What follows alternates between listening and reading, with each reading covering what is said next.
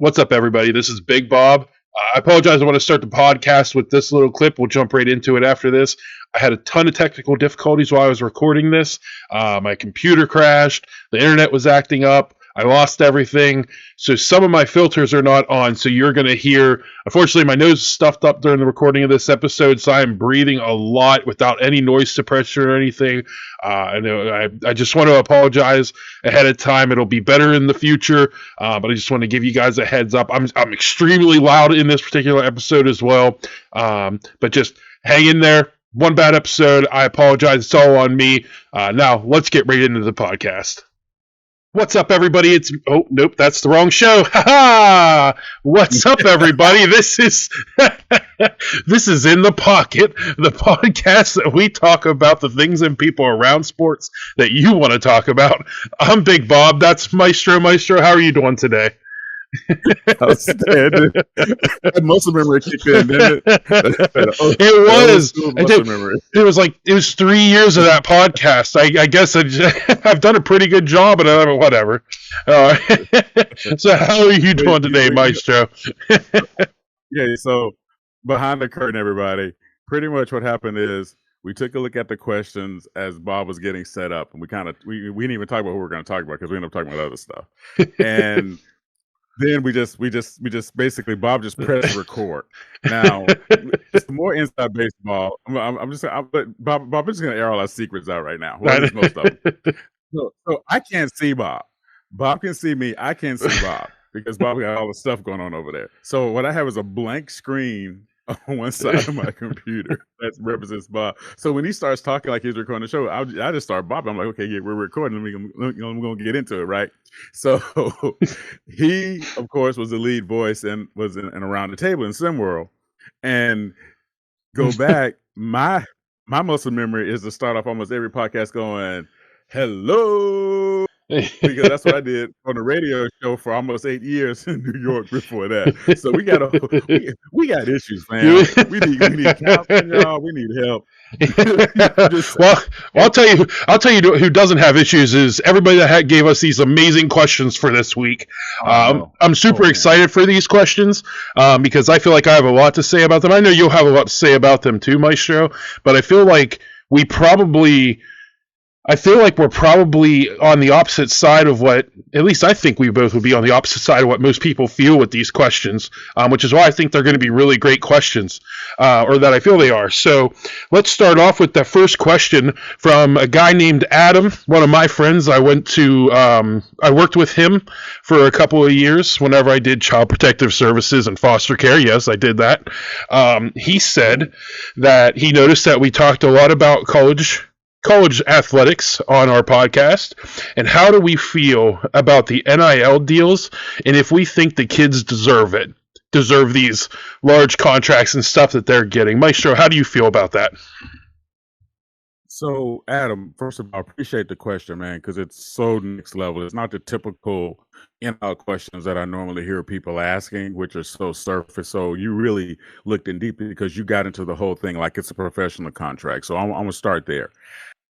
To me, it is a professional contract, and I'm leery on the deserve thing, Adam. And I'm gonna tell you why. The whole thing about college sports, when you talk about, I think we talked about this like week one. Like there's 132 Division I football teams, and if you count in like Division II or whatever they call it now, the whatever, blah blah blah, and then you start getting into the JUCO leagues, Division I, Division II, Division III, NAIA, all those different ones. You're absolutely right. So I think across the country on some level, and I meant to look this up before because I want to talk about it in regards to something else, but just in football alone, that you're probably talking close to maybe 600 college teams across the country, or should they across the U.S. Football, right? Football, so yeah, just football. So now here's the thing. The reason that I kind of came across on NIL, that's name, image, and likeness, and for our fans who might not know what that is, what's happening now is after a couple of lawsuits and a couple of shifts across the board, I realize we probably should explain this for some people, Bob. Yep. The idea is these athletes, because college sports and football was always a sport they had in mind, football and basketball, because those college teams make so much money for the networks and for the school and stuff like that they should get some profit from their name, image, and likeness being used in video games, being used in commercials, being used in things like that. So that's what I think. I forgot who did the final lawsuit, and I will look that up for you and I got and it. It and, was and do something else it with was that. I think it was O'Bannon. It was and it Sounds was right. it was That college sounds right. basketball. It was the last college basketball game that came out because I believe his kid was playing and he saw Mhm. a historical team for him. Ed Right. O'Bannon, I'm pretty sure. I honestly tried to block him out of my mind, so that's why I'm Yeah. not 100% Same. sure because big college sports video game guy, and he took that away from me for a long time. But Yeah. again, but I say that saying, "Oh, what a jerk for getting these things taken away from me," but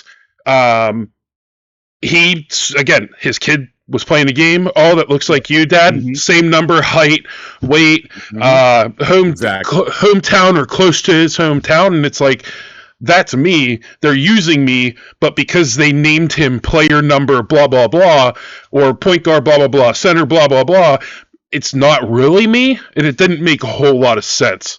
So that's where the big one where it eliminated all the college sports video games and stuff like that.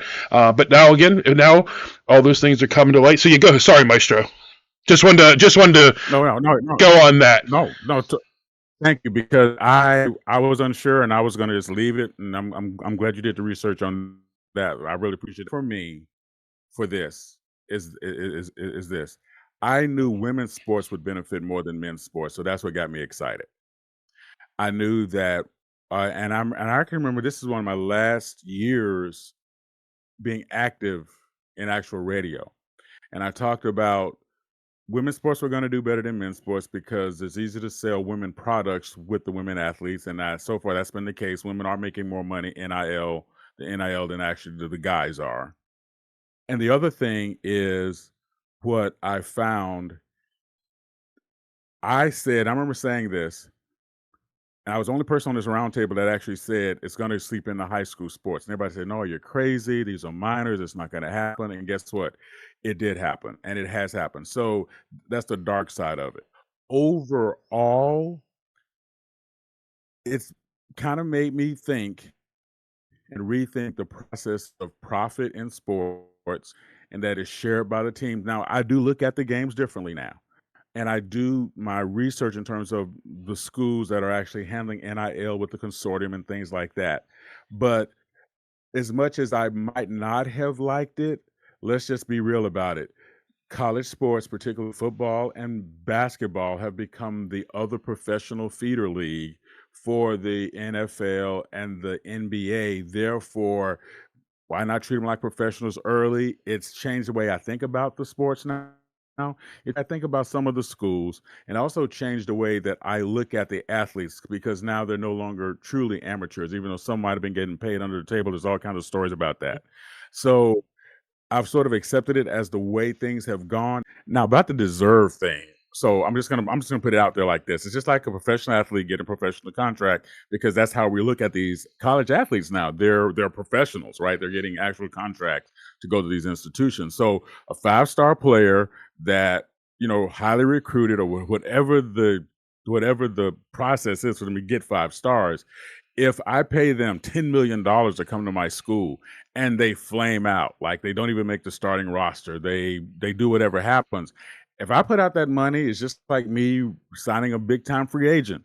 That's on me of how I form the contract and how I lose the money. So that's just what it is.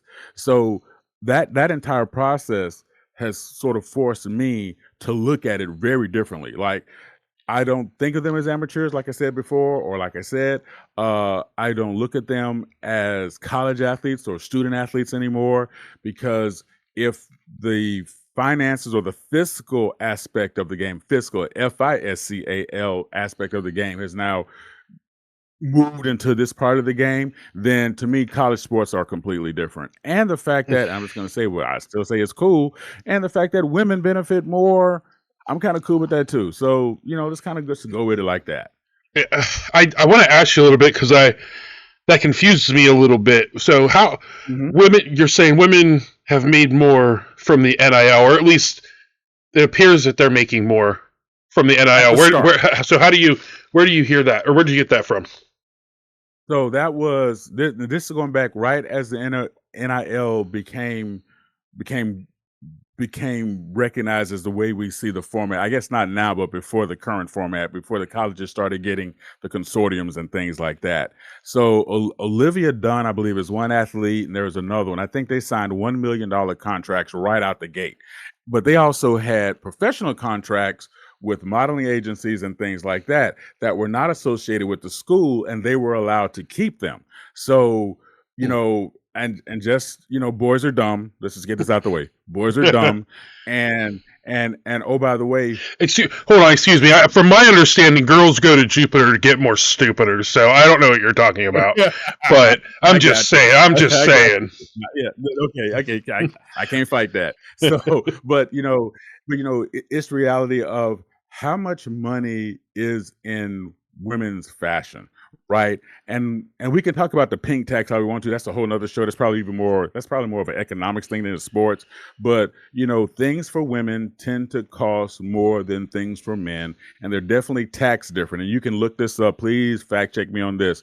But like women's feminine products and things like that are taxed much higher than the equivalency of men's cleaning products. I just say it that way. Women's deodorant tends to be a little bit more than men's deodorant. So that it's what's called as the pink tax is a real deal, right?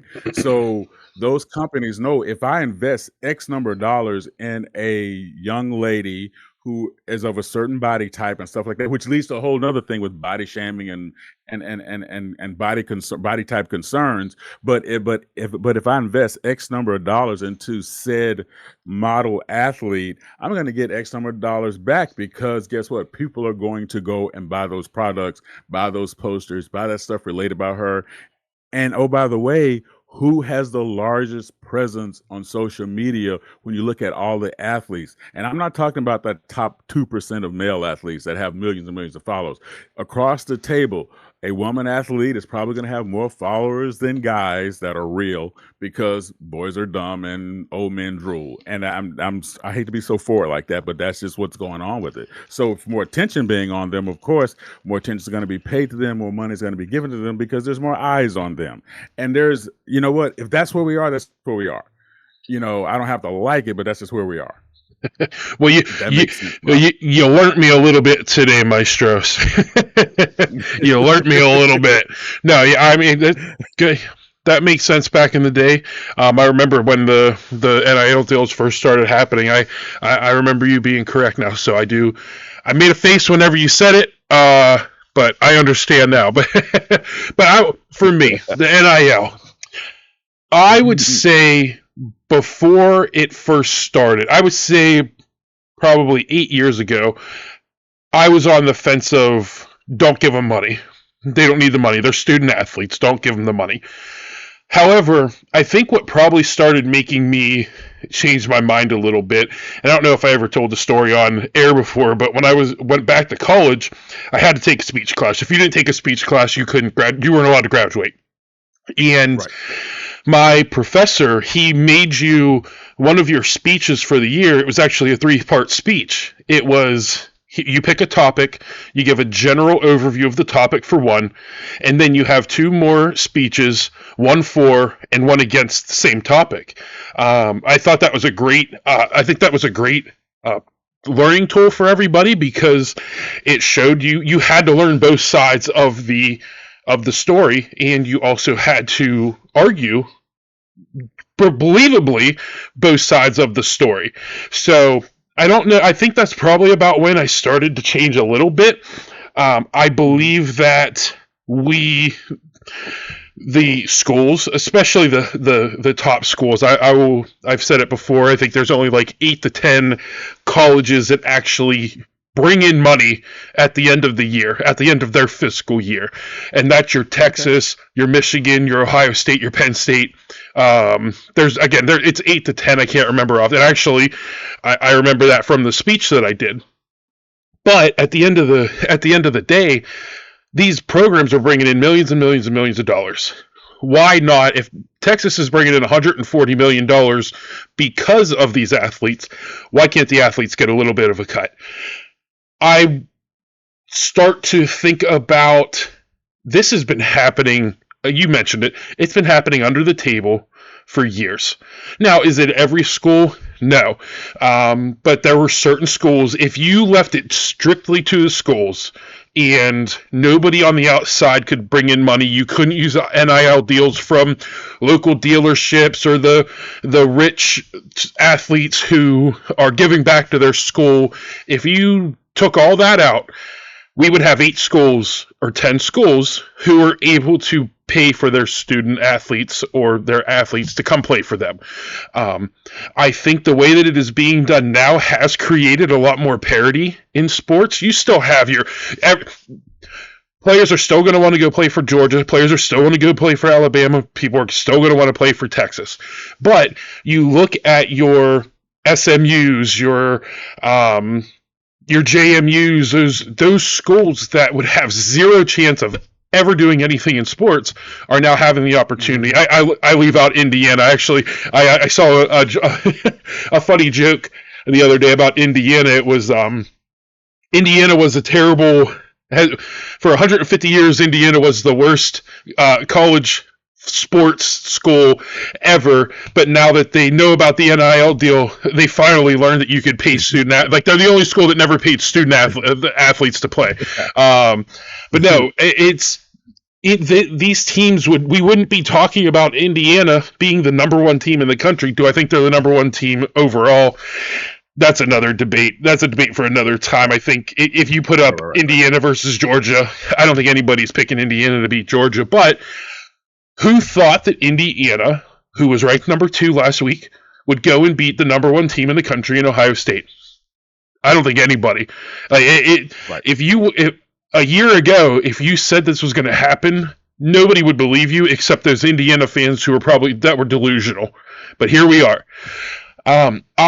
Deserving of it, I do think with what these athletes do, knowing that, I forget what the number is, 99% of them are never going to go pro because there's only so many spots, and there's a minimum of 85 players on each college football team, where maybe 5 to 10 of them on the top schools are going to go pro. The stuff that they do, they put their body on the line. I do think they deserve it. I mean, we're giving coaches. Do these coaches deserve $12 million contracts? Why not spread it out a little bit? Like even just Penn State last season, we bring in James Franklin. I forget what his contract was, but he was making at least $10 million a year. And then you bring in Jim Knowles from Ohio State, $3 million a year. It's like you're paying all these millions and millions. Why can't you give the athletes a little bit? We'll use your cream cheese thing for so we can give a coach $12 million, but we can't let a student athlete have cream cheese on their bagel because now that's a meal. Like, get out of here. I'm a little biased. Anything to make the NCAA crumble, I'm all for it. I am all for it. Now, I hate the way the transfer portal is.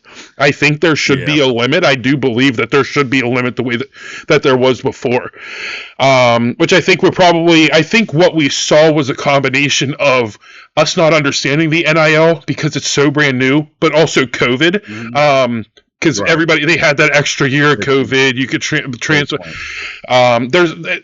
The last 5 years was just such a crap show that there was a lot of things just thrown at everybody.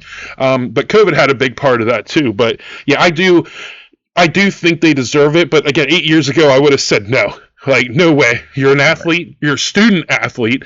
But they put their bodies on the line, and most of them aren't going to play in the NFL, the NBA, wherever. I always love to use the example of Marshawn Lynch.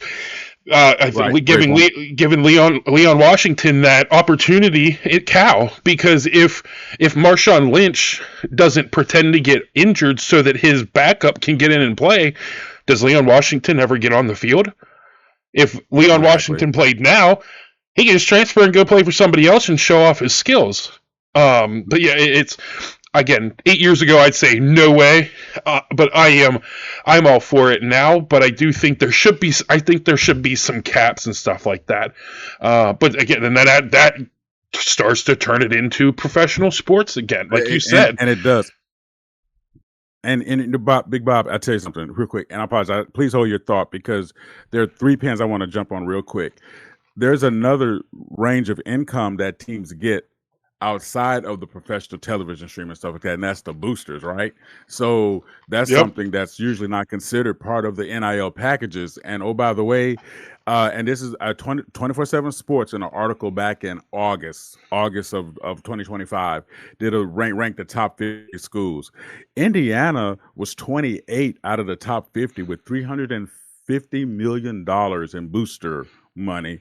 Penn State, $386 million on that list. So it shows you outside of, even though Penn State might not be getting total nationwide, even with the television deals and stuff like that, that Penn State gets with the Big Ten network. I apologize. Please correct me if I'm wrong. Is it the Big Ten or the other one? Big Ten network. So even with that, right, there's still this other revenue that's coming in for the entire school. Now Georgia, I'm just going to put it this way. This school here, Homer alert, we're like 5th on the list of like overall boosters. And oh, by the way, here's what I like about that. Most of that money goes to everything but football, is what I've been told from inside people, because Kirby Smart, he gets out there and hustles all those steak dinners for like women's gymnastics and women's softball and stuff like that, because he's really big on bringing money to the school. And even when he worked out his deals to get extra practice facilities, guess what? Other sports also had access to it, and he got them their own stuff too. So I'm going to give him credit for that. Yes, I know I'm a homer bias about that, but if he was dishonest, but people who know me know that if he was being dishonest about it or shady about it, I'd be the loudest voice talking about, man, this dude is shady. He's my coach and he's shady, blah, blah, blah, whatever. So that being said, there's another form of revenue going out to these schools. And please don't lose your thought, Big Bob, because there was something else that you said that I thought was really, really important about the eligibility thing. And that is like with COVID and stuff like that, right? So the general rule for our fans who might not know this, the general rule is you get 5 years of undergraduate college eligibility to play for. So if you play 3 years in undergrad and then you go on to graduate school, if you have to go to a school that doesn't have the same graduate that doesn't have the graduate program that you had at your original college, there's rules about that. And I don't want to put you to sleep on this, but you go there and you'll be eligible to play 2 more years. So that's something else that's changed. And I say that to say, because so my coaching experience, most of my coaching experience was in junior college, JUCO, and I had a player, Big Bob, you're gonna appreciate this. He did his own appeals. He managed to get, now in JUCO, you get 3 years to play 2. Back when I was coaching, this brother managed to get 7 years of basketball time of eligibility out of the NJCAA. And now he couldn't pass an English comp class to save his life, because trying to teach him English is like trying to give life support to a bagel. But he could write. I told him he should go to law school just to do sports stuff, because he wrote his own appeal letters and it always got approved. I was assistant coach for the men's basketball team and head coach for the women's basketball team, and I was there coaching 7 years. He played 5 of those 7 years and had played 2 years before I started. So I'm just saying this guy had a way to do it. So if you got the right people writing your appeals, I guess you can do it. And NCAA is a joke when it comes to that. But it's funny now because I think there is a guy who's going to play next year who will be in his 9th year of eligibility. He's done. He's done. He's done. He's in the NFL now. Or I believe I can't remember his name off the top of my head, but he's coaching for the Patriots. I think he was a tight end. He transferred to Oregon, I think, for his last season, but it was a lot of injuries. But I do think he's an assistant coach for the Patriots this season. So we're done. There's no year 10. No year 10 for this guy. Okay, good. Thank you for that. Because I was like, and I meant to look him up when you said that. I said, I'm going to see if I can find him real quick. But I'm so glad that you said that because I was thinking myself, this brother's going to get 10 years of college. And it probably all got paid for under scholarship. Dude's a doctor now, so I'm just kidding. Yeah. Well, you know what? It was a guy. It was a guy in his last year who started his first year residency in his last year of eligibility. I think it was right before COVID or right at COVID or something like that. So the guy was going to be an MD, and he's out there hitting a weight bag. It's like, come on, you bananas. I do want to say, I'm so sorry, Bob. No, you're good. I apologize for stopping your train of thought. No, you're good. I don't remember what I was going to say anyways, but I do what I do just because we were talking about athletes and stuff like that. You remember Roll from Florida State? It was a long time ago. Yes. He gave up. Where did he went? There's that like really prestigious in England. There was like a really prestigious school, and he pretty much he would have made at least a practice squad in an NFL team, but he gave up the NFL career to go over there. Cambridge or Oxford. I forgot. It was one of those two. It was Cambridge or Oxford. Yeah, I can't remember, but man, yeah. Not all athletes. Yeah. Yeah, please fact check us on that one too. I think it was Cambridge, to be honest with you, but it was as either Cambridge or Oxford. And if we're wrong, please tell us that we're wrong. We're totally cool with that because remember we're just pulling stuff out the crack of our butts. But yeah, exactly. But not all athletes are dumb. All right. No, not at all. No. Chad Pennington, baby. Woo! Rhodes Scholar. That's what I'm talking about. That's what it was, the Rhodes Scholar. The Rhodes Scholarship. For Roll at Florida State. That's what it was. Well, Adam, I appreciate that question. Hopefully, hopefully it was to your liking. Question, Next question from Coach Stray Pope. Yeah.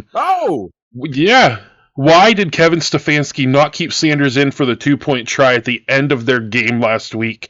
He basically, talking about Sanders, basically led them back to an almost win. So I feel like you have something you want to say, so you go ahead, Maestro. Yeah, I do. So Coach, first of all, awesome question. And again, you know what I like about our listeners, Big Bob? The way they ask the questions, they get into the weeds about the specificity. It's not that generic stuff you hear about how come he has to wear number 12? How come the Browns color? How come the Browns jersey are that color? I remember one time my Uncle Bill said that the dolphins were not a fish; they're really a mammal. Whatever. So, okay, but I'm sorry. I'm sorry. I love our listeners' questions, man. So, okay, here we go. So, real quick breakdown of an NFL week. Usually get one break day where guys come in and study film. Then they go and they actually install the base offense or defense for the following week, and same thing with special teams. And then usually at the end of the week, I'm going to skip ahead now. At the end of the week, they install all like the special plays, 2-point conversions and stuff like that. Unless you're Detroit. Detroit does that every day because they always go for it on 4th down. So basically every 4th down for Detroit is a 2-point conversion play. And if I'm going too fast for our people who don't know this process, I apologize because I'm trying not to make this a real long answer. So each day of the week, there's something being installed and put in. Now, the quarterback has the largest install because you have to learn the verbiage.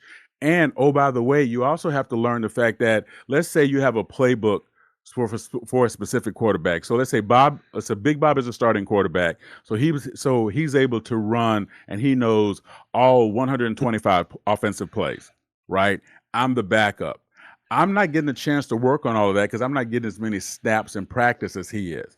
And oh, by the way, it's not just 125 plays. It is 250 plays because Big Bob can flip it, either go left or go right. So that means that's how much is going on. So that's how much material is going on in the. Well, I'm sorry, unless you're the Jets, it's like 7 plays. That's different. Okay, I can say that. Don't at me. So here we go. But a real offense has, you know what, whatever. So now, Shedeur Sanders coming in, being the quarterback, who knows how much run he got with the top offense. So his playbook is definitely truncated, right? It's smaller. And then you get on the fact that the 2-point conversion plays are generally walkthroughs with the starters at the end of the week. The number 2s and number 3s are not getting that opportunity unless you're the Kansas City Chiefs, when everybody does everything.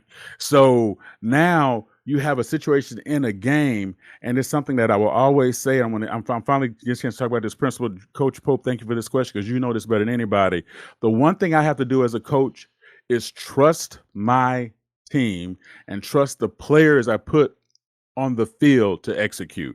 And if I've spent so much time trying to get Shedeur comfortable with the basic playbook that I said, you know what, I'm not going to worry about the 2-point conversion. I'm not going to worry about that because I have a backup for that.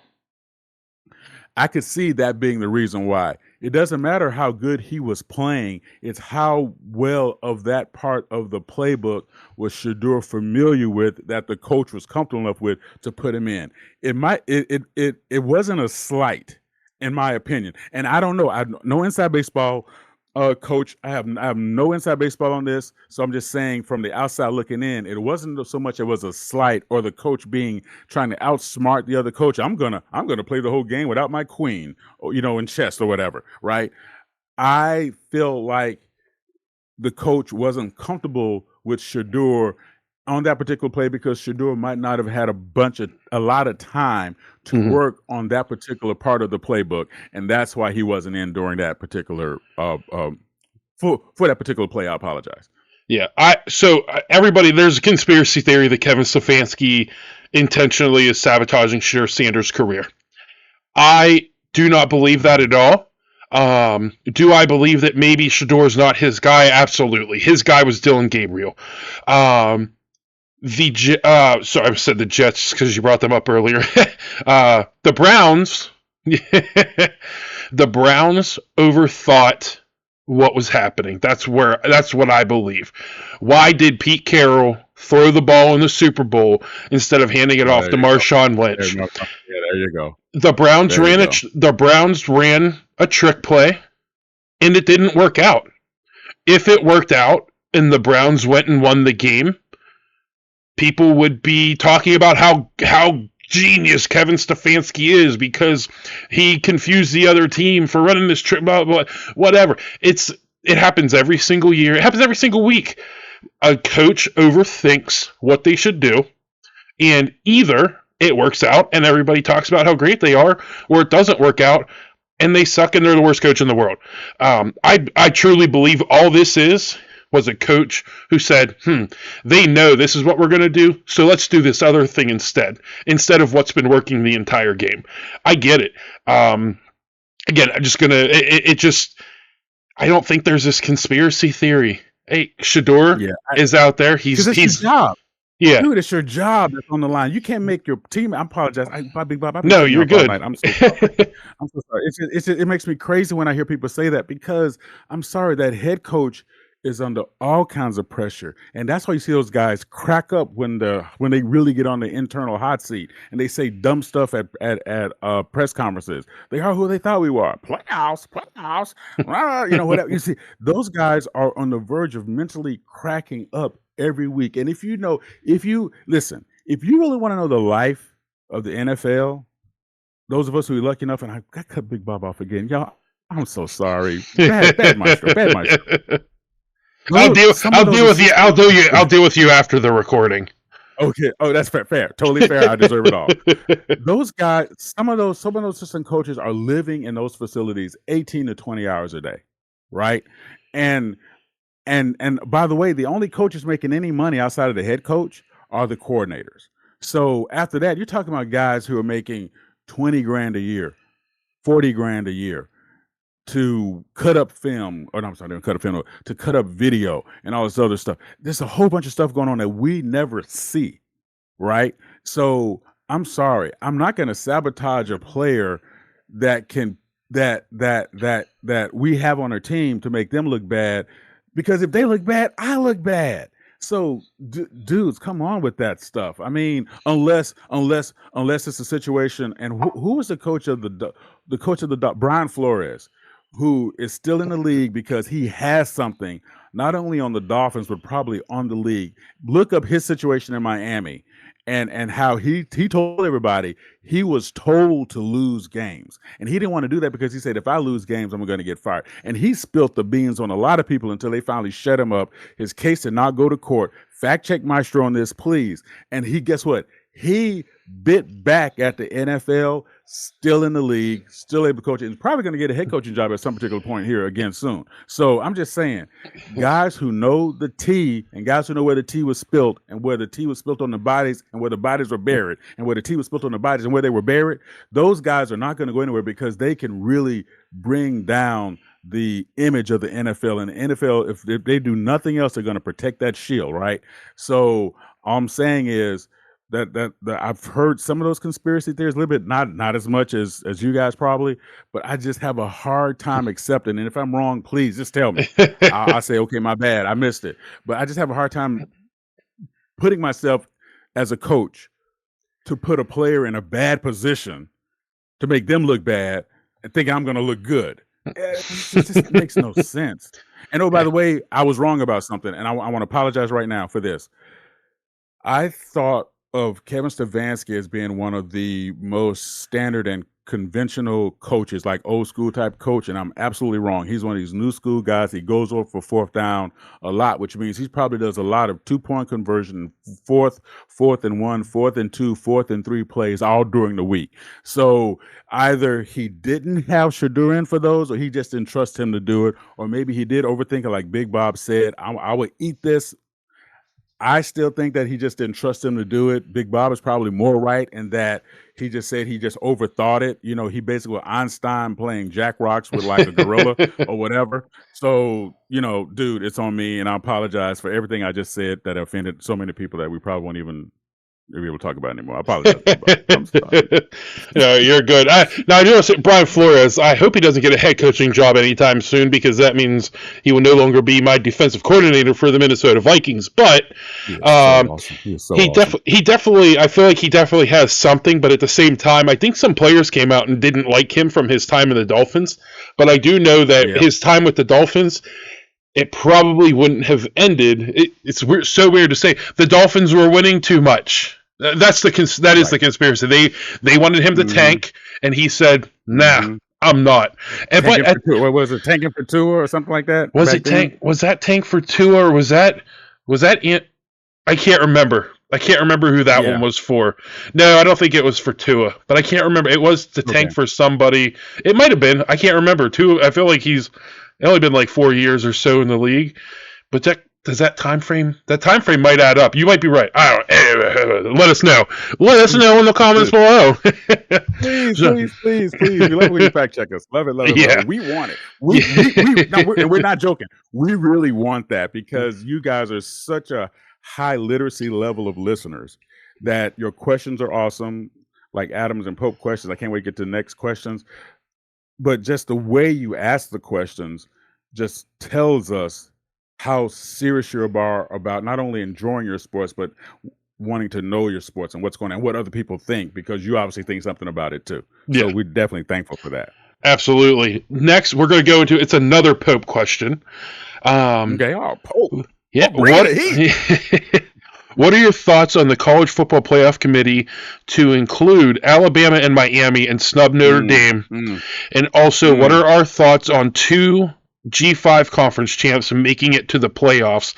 And I do want to add, I know Ty Merca added in that BYU, I believe the BYU snub. Right. Because I believe they are out of it. So I think so. So what are your thoughts on that entire situation? So here's the thing, Coach and Ty. Listen, The NCAA, okay, first of all, the college football committee is a separate thing from the NCAA. So that's something that we have to kind of remember, right? So the NCAA is a dumpster fire in the back of a old school wooden frame truck that's going down a mudslide with firecrackers going off inside of the truck while some guy's trying to eat like a salami sandwich. The college football playoff committee are the people who packed the truck and said, you'll be fine, just go that way. All right. So they are so inconsistent. And I'm just going to say this, and if someone gets offended, it's not Big Bob, it's all on Maestro. They are so inconsistent and, in my opinion, so insincere. And I'm going to tell you why I'm going to say this. Sometimes they talk about head-to-head matchups mattering. Sometimes they don't. Sometimes they talk about the eye test. Sometimes they talk about the stats. They're never they're like Hall of Fame committees who mean nothing to me anymore, right? The Baseball Hall of Fame can go wrap itself up in a whole bunch of salami, roll themselves into a doggone dinosaur den, and bye-bye, I'm gonna go on and watch Netflix all night, because you have proven that you do not either know about the game, care about the game, or take it serious, since Dale Murphy is still not in the Hall of Fame. 2-time MVP back-to-back, one of the few back-to-back MVPs we had in. I'm sorry, I got bass in my voice. I'm sorry. I'm Chill out. I just feel the same way. I'm sorry. I'm back. I blacked out. I don't know what I said, but I'm gonna come back. So here's the deal. They have proven that show, and it's a show, to get ratings for 4-letter networks, that's what it's all about. Because, quite frankly, Notre Dame being left out, I think it's more of a statement of, you guys aren't part of a conference, so you don't get these benefits of the doubt.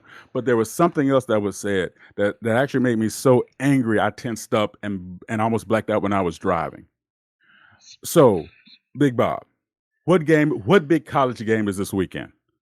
I know it's unfair that I just asked you that, but there's a huge historical college game that's going on this weekend. You know what it is? Is it? It's probably not Army Navy. It's yes, one it of is. You're absolutely is right. it Army Navy? No, it's Army Navy. So, I honestly, I almost said there isn't any college football this weekend, but you're right. Yeah, the Army Navy game's always a big at the end of the season. Right, exactly. So, again, listen, our listeners, our viewers, Maestro is about to show some part of his butt right now that is probably going to be very unfair, and I want to pre-apologize. 2 people that are on the actual CFP committee in different interviews, because I stalked them, right? I stalked them the way Denise stalked me back in high school. I stalked them to hear what they say about different things, because there's just something about the way they operate that just bothers me. They actually said if it ever came down to an undefeated Navy or an undefeated Army at the end of the season, getting ready to play this game, if they were not a part of the college football playoff conversation, they just wouldn't be. That they would cut it off at the end of this past week, the past championship week, and that would be it, that they would just be left out. And I said to myself, okay, let me get this straight. College football has placed that game in this premier spot to showcase them. And if one of those teams end up being undefeated and winning their conference, they wouldn't even be considered for the college football playoffs. And I thought I heard it wrong, but I heard two different people, no, I'm sorry, 3 people talk about that particular case of going like, well, there's nothing we can do about it because the game is after we make our decision. Like that really matters. Like they can make their decision after this weekend. Maestro must use a naughty word there, everybody.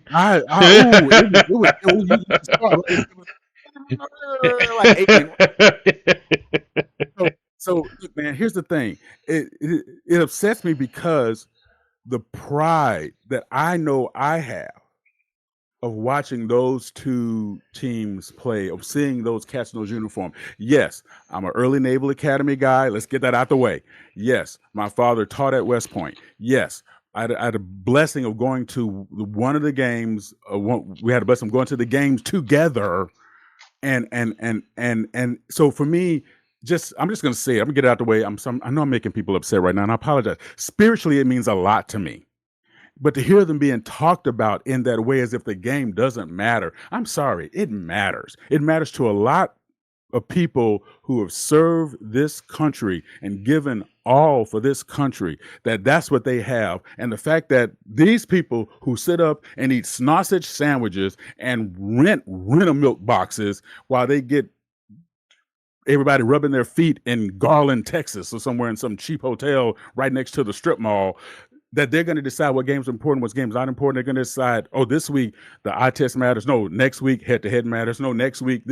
Come on, dude. I'm sorry. Just the way they handle that whole situation, I think, is disrespectful to the game, is disrespectful to the colleges in the game. So a team like Notre Dame being made an example of because they won't join a conference. That's what I think that was about. The fact that other teams that got left out, I think were also, well, we're going to say that you didn't play a really tough schedule. But then again, let's talk about it again. You and I had this conversation, I believe, week 1 or week 2, Bob. We talked about, okay, Ohio State has to go through what? They have to go through Michigan and maybe one other team, and then that's it, right? Indiana, they talk about their strength of schedule not being so strong. So, but the SEC, you're playing somebody ranked every week. Those conferences are not the same. They are not like us. Those conferences are not the same. So I'm not saying that should be the whole pie, but at least if you're going to pick a criteria, whether it's for the Hall of Fame, whether it's for the college football playoffs, whether it's for what's going to be your favorite color of super serum that you're going to drink, because I think that's what Kool-Aid really is.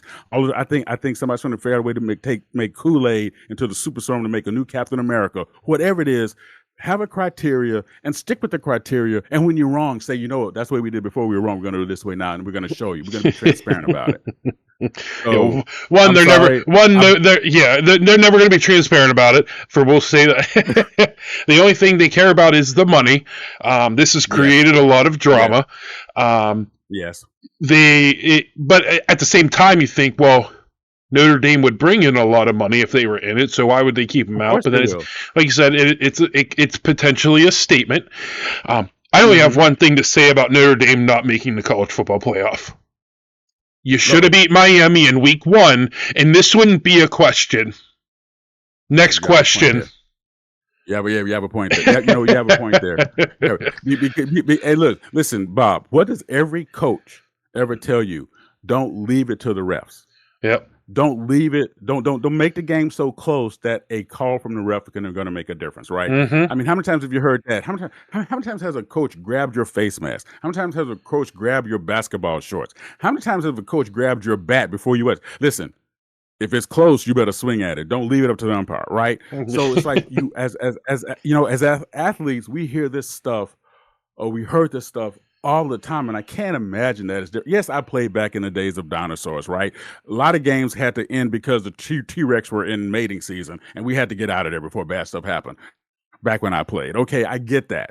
But the rules are still the same. You don't leave the game to be called by somebody else on the field. You win it yourself. And if you do that to leave a bunch of people sitting around a Denny's restaurant trying to see if they want to order the half sweet tea, unsweet tea, or whatever they're doing over there in Garland, Texas, that's on you. You're right. I'm sorry. I blacked out again. I apologize, everybody. I am so sorry. So we know how to. We're learning how to press Maestro's buttons tonight, everybody.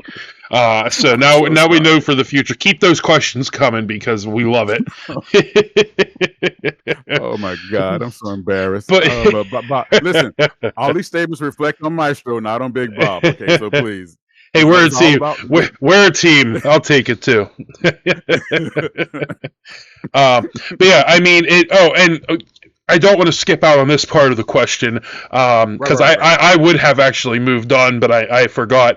The thought on 2 G5 conference champs making it to the playoffs, I don't have an issue with that personally. I do believe I love the parity.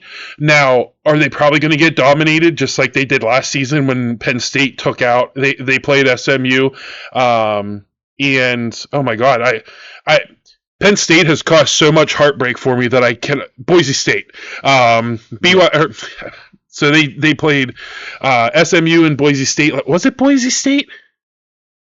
Am I making that up? Anyways, Penn State had the easiest track last year to make it to the college football playoff national championship, and they blew it against Notre Dame. But anyways, I have no issue with these smaller teams making it in. Again, yes, Notre Dame joined a conference. It solves your issue. Schedule some more tougher opponents, or again, just win your games. Just win your games. You don't have to worry about it. I know. Yeah. I mean, that's what it is. Alabama. If you go look at the resume, Alabama won 4 straight games against ranked opponents. Again, is that because Georgia, yes? So again, their third loss of the season, which yes, it sucks that you have 2 loss teams that got left out for a 3-loss team, but they lost to who I believe is the best team in college football, Georgia, who they beat earlier in the season, which is they always say it's extremely difficult to beat a team multiple times just because of now you know what they do, you come in, you're ready for them and everything like that. But again, you just win your game. You're not in a conference. You get to create your schedule how you want to create it.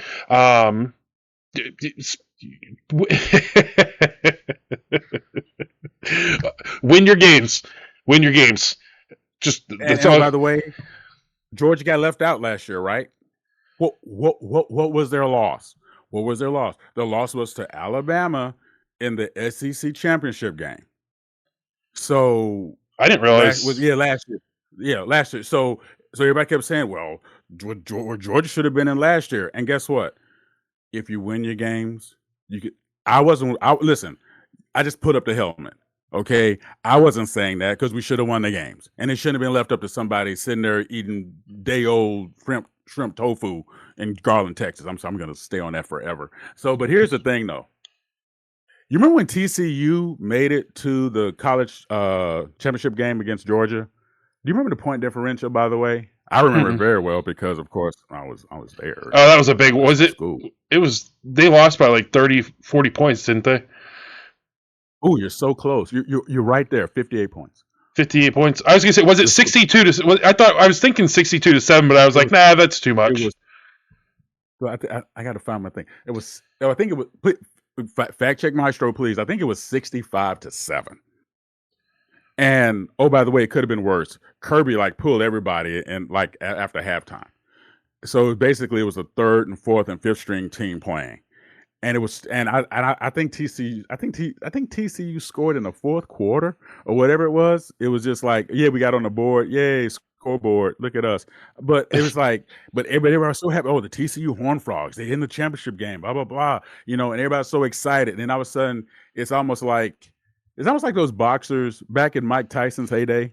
These guys would get a chance to go up against Mike Tyson, and when the first 7 seconds of the match, after he smacked them one time, you could see their soul leave their body, and then you saw their children's soul leave their body, and then their parents' soul left their body, then their grandparents' soul left their body, and the preacher's soul left their body, and the person who drove them to school, and the cross rock monitor, everybody that they ever knew with one Mike Tyson punch, soul left their body, right? It's like, oh, snap, and TCU found it out the hard way against Georgia, that it was a big buildup, the underdog, David versus Goliath and blah, blah, blah, whatever. And Georgia just put the foot on him and just kept walking, right? So, you know what? Listen, you still got to play the game, right? It doesn't matter. And listen, if you know the team is better than you, you just pull it in Nice. You just pull it in Nice. You just basically, and I say that from a very bad dating experience I had in high school. I probably shouldn't have said her name, but she got me stuck in the back of the car one time, and it was like I was fighting an octopus in a phone booth. There were hands coming from places that I think she's an alien, and I barely got out with my life. I'm just gonna say it that way. And so that became my attitude when I would go against athletes better than me. I would pull them in the phone booth and act like an octopus and make them have to use everything in their power to beat me. And they still might beat me, but they're gonna sleep well that night because they know they were in a match, right? So. Denise, hey, how you doing? No, I don't miss you. So I just wanted to touch. I think Georgia was in it last season. I'm trying to see Georgia. I know Georgia did get left out. I think they got left out one time. I think it might have been the season before. Yeah, they did. It was the season before when it was only 4 teams they got left out. That's right. It's only 4 schools. That's right. I apologize. You're absolutely right. Absolutely right. Because last year we lost to Notre Dame, I believe. Yeah, somehow I don't know how that happened. But hey, Notre Dame won the game, so they moved on to the college football playoff again. Win your game and you make it into the college football playoff. That's all I'm saying. All right, Pope. Appreciate, and Ty, I know you threw in the BYU thing as well. I appreciate you guys. Final question from Ty Merca. Why he wants to know why Oklahoma City gets away with so much on defense, and how he feels that playing aggressively the entire game, maybe the refs get used to the way that they play, which leads to fouls getting missed. Or he also mentions that, we'll do that. He has another part of the question, another question. He has a couple. This is a 3-part question, everybody. So let's. Got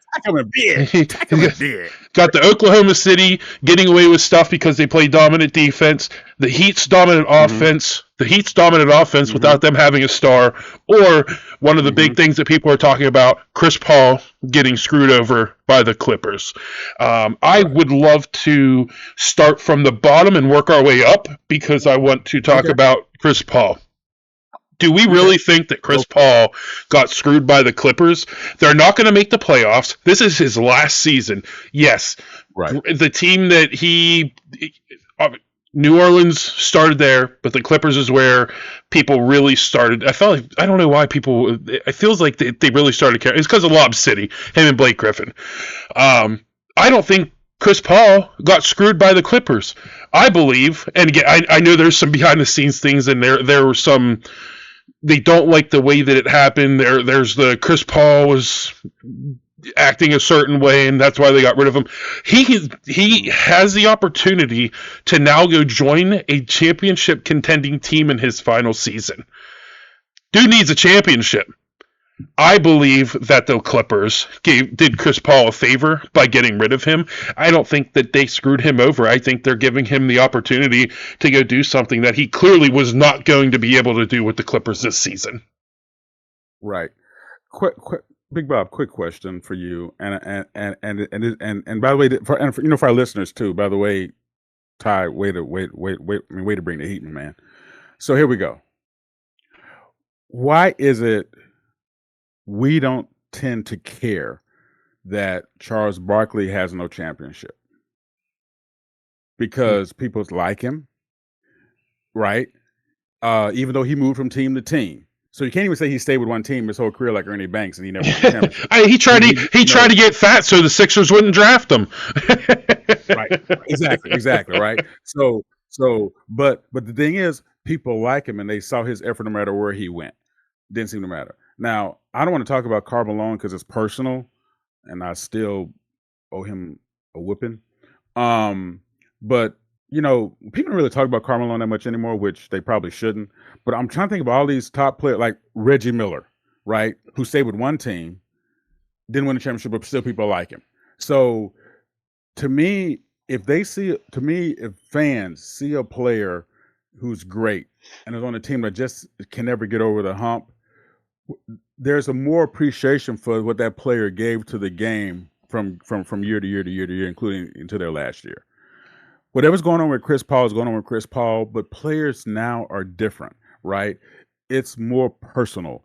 It's more about their status within society, their contract, their screen time, their social media hits, all this other stuff. So there's another dynamic at play. Now, whatever happened with Chris Paul, because you and I don't know. Well, I'm put it this way: I don't know exactly the conversation that was had, because we know that there's those in the hallway conversations, and then there's in the meeting room conversations, right? Yep. Like, out by the water cooler, your program manager says X, Y, and Z, 1, 2, and 3. And then when you go into the meeting, they say something close to that, but they've already had the conversation with you to let you know what to do. So there's those things that happen, and the deal is, I'm just going to say it. The Clippers acted for their best interests, and Chris Paul hopefully acted for his best interests, and it didn't pan out. It's like that 5-star that we recruited and we gave $10 million to come be our quarterback, and guess what? He wrote the pound for 3 years. Yeah. So sports is the best reality TV that there is, because it has to happen on the field. It has to happen on the court. It has to happen on the pitch. It has to happen on the ice. No matter what anybody says, how great somebody's supposed to be, how awesome they're supposed to be, if we don't see the results in the field of play, it doesn't count, right? And because we can think a player is great, and that thought can be omnipresent in society, and everybody says it. But if that player doesn't hoist the championship, and we're going to tie that player's greatness to a championship, which I don't think we should, but some people do, guess what? People can say he's a great player, but they kind of don't mean it, because guess what? He didn't win the big one. And you talked about this last week. You talked about, can my guy will my team to a victory, right? So if you can't, I'm going to look at you a little side eye, a little crook eye a little bit, because dude, you're supposed to be the one. You're supposed to be the chosen one. Come on, man. What's up? So anyway, that's my 7.5 cents on that. Yeah. No. So next we'll move with the Heat. How similar to the Clip? I always bring that team up because I remember the Clippers a few years ago. He wants to know how are the Heat doing so well on offense without having a true star. And I think what we should point out is the star on this team right now. He's 32 years old, Norman Powell. Yep. He is having the best. Looked up his stats just now. He is having the best season of his career. Like all of a sudden at 32, he's having the best season that he's ever had. Right. How does that happen? Sometimes it's just playing team ball. Because they don't looking at their overall roster, they do not have a star on this team. They still have Hero. But he's only played 6 games this season, so we can't really count him, I guess. They got Bam still, but you're not going out there going, man, I'm really afraid of Bam tonight. He's just not that kind of guy. There isn't a guy on this team where you go, I'm really, really scared of him. But they're playing team ball. Again, like that Clippers team a few years ago. They're playing team ball, and it's getting it done. I believe they're 8th in the playoff seedings right now, but yeah, it's team ball. I think it's that simple. They're doing what they need to do to get each other in the best position to win the game. And because of that, the other team cannot pick on one particular person. They got to play the entire team, and we know that most teams in the NBA don't do that because they don't like playing defense anyway. Big Bob, I know you are, and Ty, I believe you are too, because you're so freaking smart, dude. When I say Moneyball, what do you think of? What comes to your mind when I say Moneyball? I'll be honest with people too. I've never seen the movie. I know the gist of the movie Moneyball. It's finding players who are really, really, really great at a particular thing, but they're not. You're gonna get what you can for as little money as possible, but you find those guys that have that niche that are really, really good at that to bring them in to help the whole team. And oh, by the way, for those of you that you can watch the movie, but I will ask you to read 2 books. Actually, read Moneyball. Read the book, because you get a lot more details about how the process of Billy Beane's process. And after you read Moneyball, read George Will's book Men at Work. He breaks down Tony La Russa as a coach, Tony Gwynn as a hitter, or Hershiser as a pitcher. And at the time, they were like the top of their field. And here's what I'm saying that in answer to Ty's question, because because it's such an awesome question. What Billy Beane did with Moneyball was, okay, Big Bob hits 380 every year, and he hits 52 home runs, and he drives in 212 runs. But I don't have the money to pay him his upcoming free agent contract. So what I do is I get 3 lesser players, stat-wise, to build him up in the aggregate. So I get somebody who can hit really well, somebody can hit home runs well, and drive in runs. So I get 2 players for 1/4 of the cost of Big Bob's contract, and that's how I build my team. And for about 8 years there, the Oakland A's were basically 1 inning away from going to the World Series and being the favorite to win the World Series when they had the lowest payroll in baseball. And I'm saying that as an example, not necessarily for the contracts that we're talking about for this team, but for this. when you have a bunch of players, like Big Bob said, that are willing to just play the game, pass the ball, and play team ball consistently, and there's not one particular person that can be targeted, it makes it very difficult for you to know who I need to guard hard right now. Not tonight, right now, because they can hurt you from so many different places. And that's exactly what the Heat is doing. They're hurting you from every single place because everybody's able to produce. And that's why our boy is having such a great season, because he's with the team. What did he go to college? He went to. Are you talking about Powell? Yeah, he went to. Because I have it, UCLA. Okay, thank you. So, and he was there the year when UCLA started getting back on the map again for college ball. Why? Not one single super standout, but this great team play. So he's obviously comfortable in that format, right? So I'm just saying, there's something to be said when you make every possession count. In basketball more so than probably every sport, every possession counts, but particularly in basketball because of the ebb and flow of the game and the runs of the game. Every possession counts. The Miami Heat offensively make every single possession count, and they perform, and that's why everybody's having a good year like Moneyball. Nobody's having a great year, but everybody's having a really good year for them, and it's producing wins for the team. So that's my mini mic. Here's my mini mic, and here you go, my mini mic drop. There we go. Well, let's go ahead. We'll wrap this one up with the OKC question. It's why or how are they getting away with playing such tough defense, and how aggressive they are playing without getting the calls? You said the answer. You said the answer. But Big Bob, you said the answer. The reputation, right? Okay, anybody who watches sports on any level and really think that they know about sports, I challenge you to do three things. One of the three things is to go to a referee camp, to see what referees go through, or umpire camp, or whatever you want to call it, to learn how to do their job. And the second thing I ask you to do is, there are lots of because you guys know I like to read. There's lots of psychology books on refereeing and stuff like that, and a bunch of studies being done, because, for instance, not just do the star players get those favorite calls because they're liked as stars, but in women's sports, did you know that many times the women who are more attractive or considered more attractive by certain standards, they get more calls than the women that we think are the Husky Duskies that come out on the court, right? So people have dissected sports in all kinds of ways, right? The color of the jersey, shoes, the title, all stuff. And this is one of the things that they talk about. One of the things that the refs tried not to do is to do favoritism. People complain about Kansas City Chiefs. I know I'm skipping sports here. Kansas City Chiefs always seem to get in a call because they win so much, right? Alabama, when Alabama college football was getting all the wins, everybody's saying, that somebody in Alabama was throwing down $100 bills, and the refs would put their foot on it, and then all of a sudden the call went for Alabama. and that whole I'm not gonna say confirmation bias, but that whole omnipresent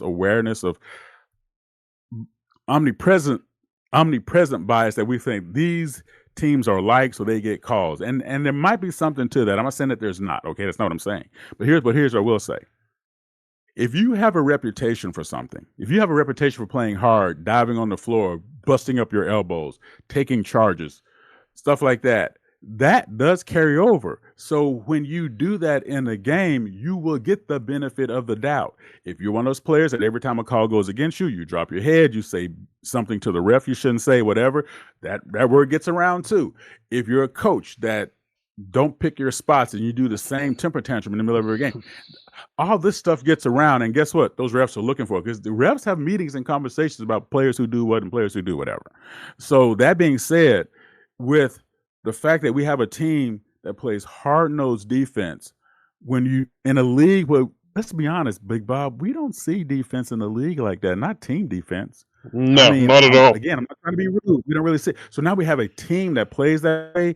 They're going to get looked at a little bit differently. They're going to get a little bit more on the push, a little bit more on the pull, a little bit more with their foot in the paint for the charge than the team that I'm going to play defense now because there's 4 minutes left to go in the game. Yeah. Right? Yeah. So again, Big Bob, you answered the question. We'll say Ty answered his own question. We'll say that that was Ty's answer to the question. Okay, we go. Great story here that has been played out throughout the various generations of Major League Baseball. Guy threw a ball. Guy was pitching to Ty Cobb back in the day. Ty Cobb was Ken Griffey Jr. before there was Ken Griffey Jr. And pitcher threw a ball, and it looked like it was a strike. And the umpire waited, and he goes ball, and the people lose their mind. And the umpire just in the middle of the game, umpire says, if Ty Cobb says it's a ball, it's a ball. Flash forward. Same thing happens with Hank Aaron. He's playing. Same thing happens with Frank Thomas. He was playing with the White Sox. He was on this incredible run or whatever. And I'm using that as an example because at a certain point, a player's reputation gets so ingrained in everybody's mind that if they don't offer at it, or they don't, for instance, in baseball, like in other sports, if it even looks like it's close, that player is going to get the treatment. Like Tony Gwynn. Look up the stats of Tony Gwynn. I know I bring him up a lot, but the fact that he had more assists in 4 years of college basketball than he had strikeouts 19 years of Major League Baseball to tell you what kind of hitter this guy was. And there's no way on the green earth of Mars that you can look at all his games and say, if there was a call that was that the umpire didn't say, well, heck, Tony Gwynn didn't even flinch. That's a ball. So this is what it is. So great job, Ty. Yeah, the reputation means a lot at every level. Yeah, it does. And it's I think people really do forget that at the end of the day, refs are human. Yes. And they forget these people that have never reffed anything in their life don't really understand. We get so many different camera angles of these different things. It's real easy for us to sit here and go, something was missed. Oh, yeah. It's so easy. 5 years later. 5 years later, 8 years later, people still talking about the Minnesota, what is it? The Minnesota New Orleans Saints game with the no pass interference call, right? Yeah, I mean, wasn't Minnesota? I think it was the Rams. Are you talking about the Rams and the Rams and the Saints? I think it was. But it was dude got tackled before he was like, it was so bad. It was so bad. 5 teeth missing, his shoulder pads were up in his helmet, and the ball is not there yet. No pass interference was called. I mean, the guy was writing out a police report, right? And the ball is still in the air. It's like, nope, good play. Yeah, no, it's one of those things where it's just like they're human, 100% human. Some of those things that you have to question some of those things. You bring in the no pass interference up is. That one's one of those ones where you're like, maybe, yeah. But no, these guys are human. They're on the field level watching these things happen. We have drones flying around. We have these cameras on the ropes flying around. Lasers on the ball now with these little chips and and X-ray vision and Mothra coming up fighting Godzilla outside the state. We got all this stuff going on out there. Listen, guys, if you want to have some fun, I'm sorry, Maestro's in a mood tonight, and I apologize for this.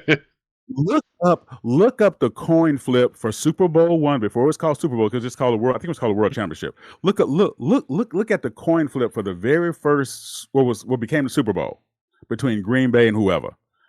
And look up the coin flip. I think it was the Chiefs. I think it might have been the Chiefs. Yeah, I don't know. So I mean, just look that up because look, here's the reality of it. The first Super Bowl, they had to give away tickets because nobody was going to go because nobody cared. And now all of a sudden, only corporate people can go because that's one of the things that I regret that I never got a chance to treat my father to. My father wanted to go to a Super Bowl. And when I finally got an opportunity to get him into a Super Bowl, I actually performed at 2 Super Bowl halftime shows. He was either deployed overseas and couldn't get back over, and then the second time it was a year he passed away. So it was like when I could have gotten him a ticket into it because he wanted to see one Super Bowl. That's the only thing he ever really wanted. And my dad didn't ask for a lot of stuff, and so I really feel bad about that. But like back in the day, he could just walk to the game and order some popcorn, and just went and sit down somewhere because nobody they were calling and giving away games. I mean, giving away tickets. But I'm saying that to talk about this though. The whole thing about what we have now. Now players are bigger. They're faster. They're more lean. They're more cut. There's all this other stuff going on. And the field is the same size. So that means a cat running a 4.440 now is 280 pounds. Back in the day, 280 pounds would have been a lineman. Today, you can't be a lineman if you're under 330.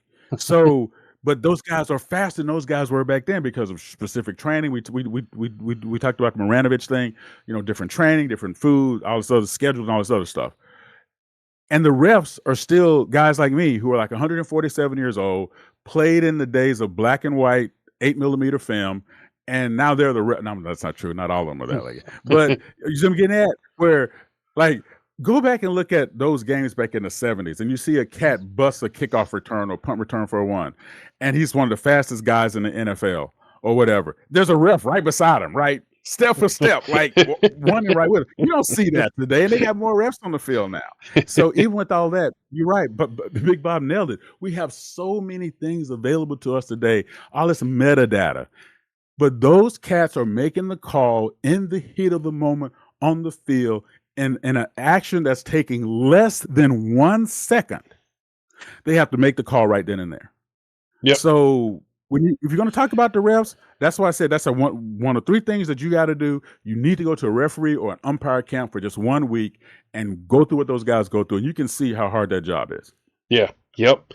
Well, again, great questions today, guys. Adam, Pope, Ty, I appreciate all 4. Oh, I was going to say all 3 of the questions. All 4 of the questions. There was about 8-10 questions in there, all tied into smaller ones. But yeah, no, great questions. We appreciate you guys. We love you guys giving us the questions where we have to think about it a little bit. Like Maestro said last week, the one thing about us is we want this to be as natural as possible. We really don't prepare beforehand. We get the questions that the people ask us, and we come in here and we don't talk to each other beforehand about the show. We want it to be as natural as possible. So sometimes, a lot of the times, we're going to get things wrong because we're just trying to go off memory. But yeah, no, we appreciate these questions. We appreciate you guys. Maestro, do you have any final words for the people as we wrap up this hour and a half long episode? And it's all my fault. Listen. Okay, here's the deal. If you watch this entire podcast from beginning to end, say something in the comments and yell at me, because I blacked out at least 4 times that I kind of remember doing this, because the questions are so good and you just brought out a passion. Because again, I'm gonna say thank you again, because it's like if we were hanging out, that's what it's want to feel like. Not like we prepared these stale stats that nobody cares about, but let's talk about the spirit of the thing. And that's what it's supposed to be. So again, thank you guys so much. Thank you for your patience. Don't be mad at Big Bob. If you made it this far, I want you guys to comment. I watched this whole podcast and all I got was a Maestro rant. You know. Well, I appreciate you guys as always. I hope you guys have a great weekend.